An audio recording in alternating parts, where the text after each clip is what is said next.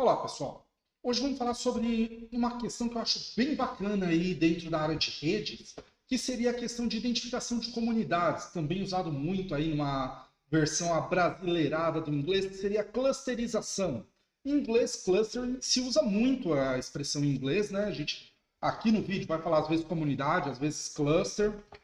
É mais comum a gente, quando está conversando, falar cluster do que comunidade, inclusive, em português, né? Mas comunidade também é muito bem aceito, eu prefiro, ok? Então a gente vai falar sobre o que seria isso.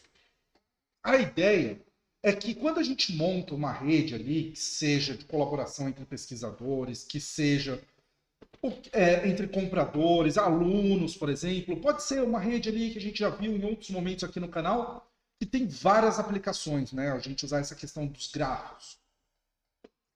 É comum, quando a gente fala em alguma questão social, ou até mesmo, por exemplo, em biológicas também é muito comum, haver ali grupos dentro dessa rede. Ver que tem um padrão recorrente entre alguns vértices que se comunicam mais com alguns ali, que estão próximos a ele, digamos assim, do que com outros. E formar, assim, pequenos grupos dentro da rede completa. Então, alguns grupos são mais conectados entre si do que com outros. Isso é muito, muito, muito comum. Igualmente, também pode acontecer de não haver esse agrupamento. Tá?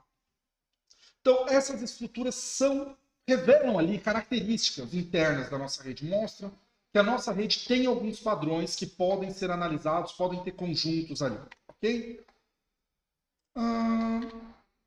Esses agrupamentos são chamados de comunidades ou clusters.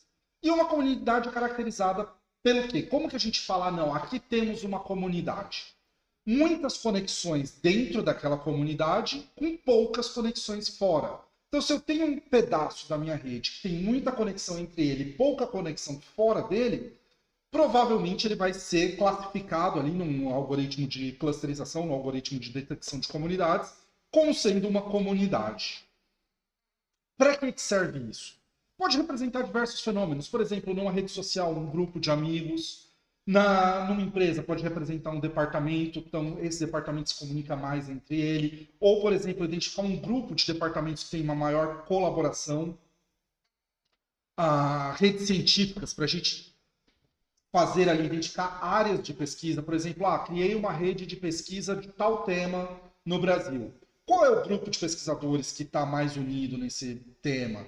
Tem grupos emergentes, tem pessoas que não colaboram, poderiam estar colaborando? Tudo isso, a ideia de comunidades, clusterização, pode nos ajudar a responder. Ou, por exemplo, fiz um tema macro. Quais são os pequenos temas dentro desse tema macro que são relacionados, né? Então, dentro de uma rede científica, isso também é bem comum. Então, identificar a comunidade dentro das redes vai nos ajudar numa organização interna, vai nos ajudar a compreender, né, a organização interna da rede, quais são os grupos sociais que temos ali dentro daquela rede, padrões de colaboração e algumas estruturas emergentes em sistemas complexos, que eu estava falando, por exemplo, para identificar qual um tema que está nascendo, um tema menor dentro de um tema macro. A questão de comunidade é bem bacana, ajuda bastante. Também na questão de biológicas, né, que eu falo muito de sociais, eu normalmente trabalho com cientometria, bibliometria, redes sociais acadêmicas, então eu tenho esse foco maior, mas, por exemplo, em biológicas é muito utilizado para ver qual, dentro daquele sistema complexo, dentro daquela rede, aquele grupo, aonde que tem maior troca de informação, ok? E uma característica interessante, em uma rede pequena, que nem eu vou mostrar um exemplo daqui a pouco, eu consigo olhar e presumir e inferir algumas comunidades. Muito fácil.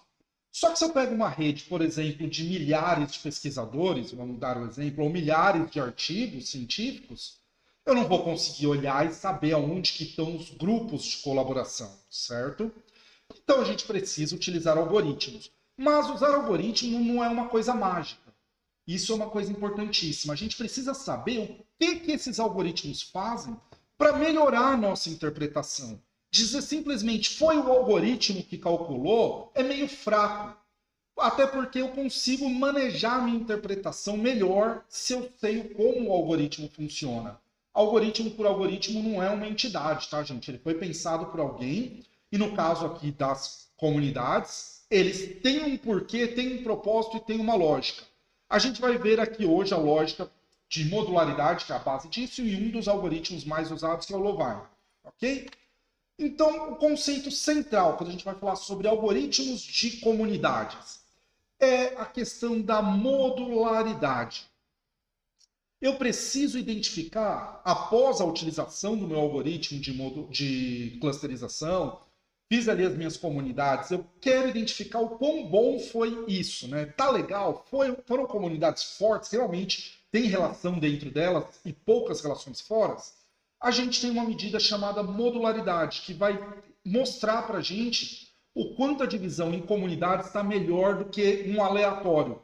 Ah, não, aleatoriamente, se eu criasse as arestas aqui nessa rede, nesse gráfico, ficaria melhor do que entre comunidades? As comunidades estão melhor do que o aleatório ou está muito parecido com esse aleatório, certo? Então, modularidade é o conceito usado para medir o quanto uma rede está dividida em grupos, que são os módulos, as comunidades, em que os nós, os vértices ali, se conectam mais dentro do próprio grupo do que com o lado de fora desse grupo, ok? Agora trago uma equação feia aqui, né, para assustar um pouquinho a gente. A gente vai resolver ela, é bem tranquila, tá? Reparem que alguns termos aqui são repetidos, o 2M. 2M. O que é esse M? Número de arestas que nós temos, né? Então, M é o número de arestas. Lembrando, cada aresta gera 2 graus em vértices, né? Um vértice e outro tem uma aresta ligando eles. Vamos lá, olhar aqui. Então, tá. Pessoal, quem não sabe direito o que é grau, o que é vértice, o que é aresta, tem vídeos no canal passando conceitos básicos aí de grafos, conceitos básicos de rede. Então, esse vértice gerou 1 grau aqui e esse vértice gerou 1 grau aqui. Tudo devido a uma aresta. Cada aresta gera 2 graus, tá? Isso é importante a gente lembrar quando a gente for olhar aqui. Beleza, esse termo aparece 2 vezes. Aqui um símbolo de somatório. Novamente, tem vídeo no canal que mostra como ler símbolo de somatório. Apareceu aqui 2 M's de novo. Ok, isso aqui é uma matriz de adjacência. Também tem vídeo no canal explicando o que seria uma matriz de adjacência, mas vamos lá, basicamente. A gente vai usar ela da seguinte maneira. Estamos partindo do princípio que a nossa rede aqui não é ponderada, só tem arestas com peso 0 e 1. Então, nessa matriz de adjacência, quando houver arestas entre o vértice I, né, e o vértice J, ela vai ser 1. Se não existe aresta entre I e J, ela vai ser 0. Ok? Por que isso é muito importante para a gente? Porque a gente vai calcular o grau do vértice I com o grau do vértice J, né, vezes o grau do vértice J. Tá? Então, KI é o grau do vértice I. KJ, consequentemente, é o grau do vértice J. Então, vai ser o quê? Vamos olhar essa parte aqui. Se existe aresta entre I e J, vai ser 1 menos o grau do vértice I vezes o grau do vértice J dividido pela 2 vezes a quantidade de arestas que minha rede completa tem. Ok? E eu vou segmentar isso. Se não houver aresta entre I e J, vai ser 0 menos o grau do vértice I vezes o grau do vértice J dividido por 2M, né? Isso aqui é interessante a gente olhar que vai ser um número negativo, então vai reduzir a nossa modularidade. Se é 1, vai aumentar a nossa modularidade. E a gente vai fazer isso segmentado somente para a própria comunidade. Então a gente vai ter Q1, comunidade 1 aqui, da nosso cluster 1, cluster 2, para no final somar tudo isso. Esse delta minúsculo aqui indica, faça essa coisa aqui para quando CI e CJ, ou seja, comunidade I e comunidade J, forem iguais. Somente para a mesma comunidade. Não faça esse somatório, né, para comunidades diferentes. Ok? Então vamos lá. A e J, acho que todos os termos aqui explicados, né? A gente vai fazer essa conta para cada um dos Qs e depois somar todos os Qs. Beleza? Acho que nenhum termo mais, né? Isso a gente vai fazer para todos os I e Js. Uma coisa importante, I pode ser igual a J, ou seja, eu vou fazer do vértice A para o vértice A também, e na matriz de adjacência considerada aqui para esse cálculo, a diagonal dela, ou seja, de I para I, ou de J para J, quando I igual a J, vai ser zero, tá? O que vai reduzir a nossa modularidade. Mas vamos fazer um exemplinho básico aqui, pegando a nossa equação e as nossas definições. Vamos escolher uma aresta aleatória aqui para calcular a modularidade, né? Um parzinho de vértices. Então, olhando aqui nossa equação, vamos fazer de A para C. Só um cálculo rápido. Eu poderia fazer, por exemplo, de... aqui... esse vértice, essa rede que está aqui. Dá para ver, gente, como eu comentei, numa rede pequena, a gente consegue ver dois agrupamentos aqui. A gente vê que D e F e E, eles estão mais próximos, eles têm uma relação mais próxima do que, por exemplo, o E com A, o E com C. Ele não tem uma conectividade tão forte. Então, passando um algoritmo de clusterização nesse grafo aqui, muito provavelmente ele vai dividir em duas comunidades, considerando essa aresta aqui não sendo uma relação entre as duas comunidades distintas e considerando essas arestas aqui, né, como sendo relações dentro da própria comunidade. Ok? Então vamos fazer um cálculo aqui do A e C. Vamos fazer primeiro ali o que está entre parênteses, né? Seria A e C tem aresta? Tem, né? Ó, A e C tem uma aresta. Então vou colocar 1 menos... Qual o grau de A? A é 2. Vezes qual grau de C? Grau de C, 1, 2. 2. Quantas arestas eu tenho nesse meu grafo no total? 1, 2, 3, 4, 5, 6, 7. 2, né? Lembrando da nossa fórmula aqui, ó. Tá? 2 vezes M. 2 vezes 7. Aí, usando o nosso delta minúsculo, tal, a comunidade do I é igual à comunidade do J? Vamos olhar aqui. De acordo com o que a gente conversou aqui previamente, sim. Os dois estão bem relacionados. Então, a gente vai guardar esse valor aqui. Certo?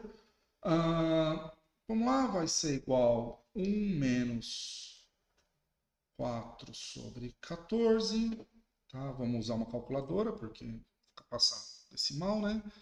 Então, 4 dividido por 14, vai dar um número feio aqui, 0,28. Então, vai ser igual a 1 menos 0,28, fugir um pouquinho ali, vamos passar, né? 1 menos 0,28, que vai ser igual 0,72. Tá? Isso aqui vai ser feito para cada um dos vértices, incluindo de A para A, né, que não tem vértice, né, vai ser feito para cada par de vértices. Só que de A para A também vai ser calculado e não tem aresta. Então aqui vai ser um zero.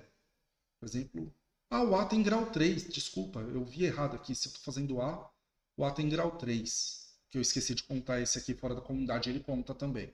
Então a conta mudaria toda. Vamos refazer. Pessoal, é importante a gente conseguir identificar essas coisas e aprender a revisar, né? Então, de maneira mais rápida agora, 1 menos 3 vezes 2 dividido por 14 vai ser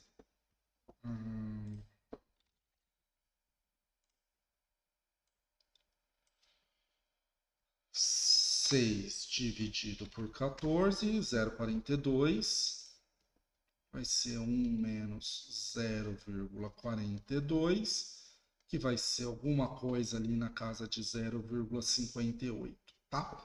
Então, reparem, mudou porque tem o meu A tem grau 3 e não grau 2. Então, vou somar aqui, por exemplo, aquela conta que eu tinha feito era de B para C, que tem 2 e 2. Vou somar todos esses. para esse cluster aqui, para essa comunidade. Depois faço tudo isso para essa comunidade. Perceba que essa aresta não está em nenhuma comunidade. Então, quando a gente vem aqui, ela é uma aresta que não vai gerar nenhuma soma. Percebam que eu tenho esse divisor aqui pelo número de arestas. Quanto maior o divisor, menor vai dar o meu resultado. E eu vou somar todos eles. Vou fazer um somatório de todos os cálculos que eu fizer aqui. Então, praticamente todo par de vértice vai ter ali o cálculo. Só que eu só vou somar quando for da mesma comunidade. Essas arestas que não estão em nenhuma comunidade não vão entrar na soma, o que vai impossibilitar chegar a 1. Vai ser impossível, praticamente. Vai ser impossível chegar a 1 nessa questão de modularidades. Então, ainda quando eu aplicar esse fator aqui do 1 dividido por 2 vezes o número de arestas para multiplicar o total, a gente vai conseguir garantir o quê? Que vai estar entre menos 1 e 1 a minha modularidade. Tá? Importante para a nossa interpretação. Depois, quem quiser, faz o cálculo da modularidade vértice, par de vértice a par de vértice aqui, que vai ser interessante. Dificilmente eu vou ter um algoritmo que me mande mais do que 0, porque a modularidade, se ela vier 0, seria o aleatório. Um algoritmo que faça uma clusterização que deixe de uma maneira menor do que 0, ele fez pior do que aleatório, porque eu só colocar as arestas ali ligando qualquer vértice para qualquer vértice. Então, dificilmente eu tenho menos do que 0. É muito raro. Tá? Na prática, eu estou falando. É possível? É, mas teríamos que forçar de maneira teórica isso. Na prática, dificilmente eu vou ter uma modularidade menor que 0.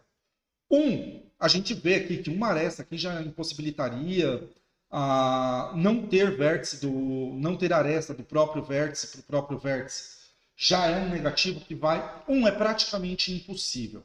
Na prática, a nossa interpretação vai ficar entre 0 e 7. Então, normalmente, o menor possível vai ser 0 e o maior possível vai ser 7, quando a gente fala de uma rede real. Se a minha rede tem entre ali 0 e 0,3, é fraca. A clusterização não está legal. Vamos puxar aqui. 0 a 0,3 igual fraco. Baixa modularidade. De 0,3 até 0,4, mais ou menos, igual médio. Maior que 0,4, aí eu tenho uma alta clusterização.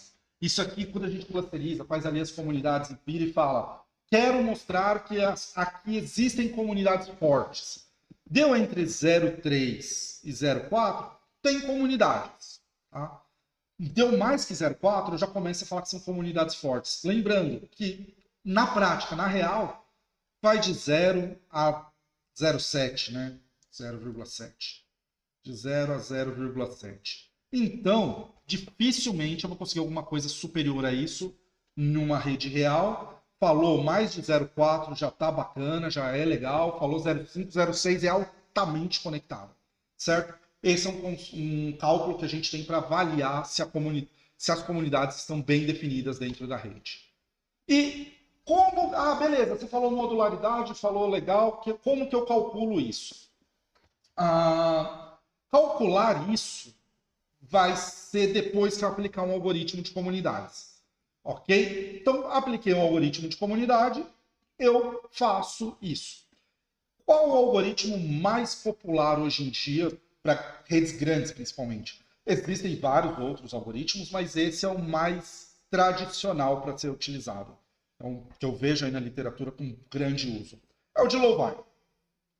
É um algoritmo mais utilizado. Ele foi desenvolvido ali em 2008 na Universidade de Louvain por esses pesquisadores. E o algoritmo ele busca maximizar a modularidade da nossa rede. Ele vai tentar buscar a maior modularidade possível. É um algoritmo guloso, ele vai fazer as iterações tentando achar isso, ok? O algoritmo tenta usar e faz isso de maneira iterativa em 2 fases. Primeira fase dele. Tem uma rede com 50 vértices. Vai considerar que cada vértice é uma comunidade diferente. Então ele começa com cada um é uma comunidade. Ok? Fez isso, ele vai pegar um vértice e jogar junto da comunidade de outro. Então vai ter só 49 comunidades e fez isso. E vai calcular a modularidade. Calculou a modularidade, ele vê se aumentou ou se diminuiu. Aumentou, ele mantém esse vértice naquela comunidade. Não aumentou, ele volta para onde estava. E ele vai fazendo isso. Vai pegando vértice por vértice e colocando na comunidade dos vizinhos dele. Até o momento que ele vai criar um grupo ali, comunidades, que estão com uma modularidade que não muda tanto. Então ele vai fazer isso até... Então ele vai vendo a variação, mexendo o vértice para os seus vizinhos, vai vendo a variação da modularidade e vai fazer isso até que mover um vértice não tenha mais ganho de modularidade. Passado isso, chegou a isso, ele vai colapsar, vai criar